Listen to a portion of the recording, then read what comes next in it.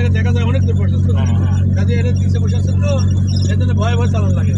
কখন কোন সময় গাড়ি আসে, আর যখন উপরে বসবেন তখন অনেক দূর লক্ষ্য করা যায় যে অনেক দূর থেকে গাড়ি আসছে কিনা, তখন আরো জোরে চালানো যায় এবং ভালো চালায়। যত বড় গাড়ি তত চালায় ভালো। বাচ্চারা কয় যে এত বড় গাড়ি চালাবো না, বাপরে বাপ, তার মানে ভয় পাচ্ছে। আসলে ভয়ের কোনো কারণই নেই। আচ্ছা, আপনি কি জিপও চালাইছেন?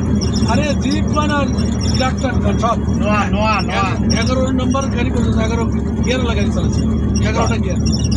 আপনি কি নোয়া চালাচ্ছেন? আরে নোয়া তো এলে হাতের ময়লা, নোয়া ভক্সি এটা তো হাতের ময়লা। হাতের ময়লা। এটা গাড়ি নাকি? গাড়ি হলে ছোট কারগুলো নিয়ে যাওয়াই করি।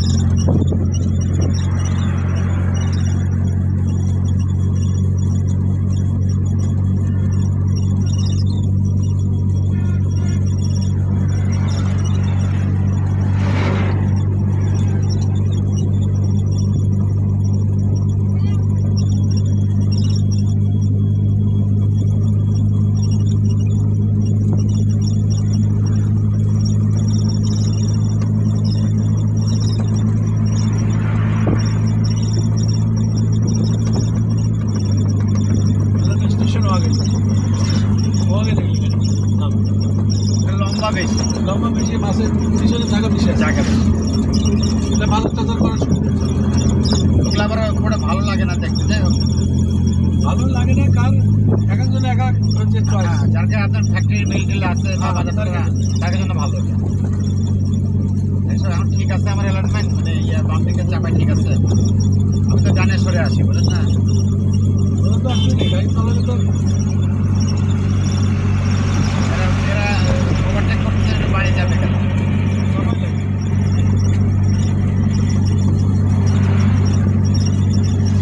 এখন আবার একটু ডানে চলে আসি।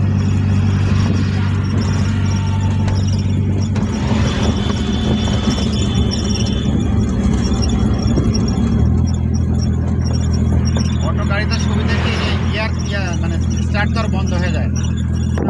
স্টার্ট বন্ধ হয়ে যায়। এটা তো ঠিকই, ক্লাস যদি না করে গিয়ার বসে যায়, ক্লাস করে পরে গিয়ার চল চান, গিয়ার করলে ক্লাস করলে গিয়ার তাহলে তো পড়বে। ওটা খুবই ঝামেলার জিনিস। ঝামেলা তো আছে। অটো হলো পানি, পানি। অটো গাড়িটা হলো পানি, আমি মনে করি। হ্যাঁ, তো ম্যানুয়ালি শেখো নাই। ওর দরকারও নাই, ওর অটো গিয়ার থাকছে। হ্যাঁ, অটো আপনার যে মাইক্রোটা আছে ওটা কি অটো? ওই যে ইচ্ছা আছে মিনিমাম, আমার এটা দেবো না, দেখেন কীরকম অসুবিধা হবে। তবে অসুবিধা হবে না, যদি ওটা কন্ট্রোল যদি করতে পারে তাহলে বেশি করে লাগবে।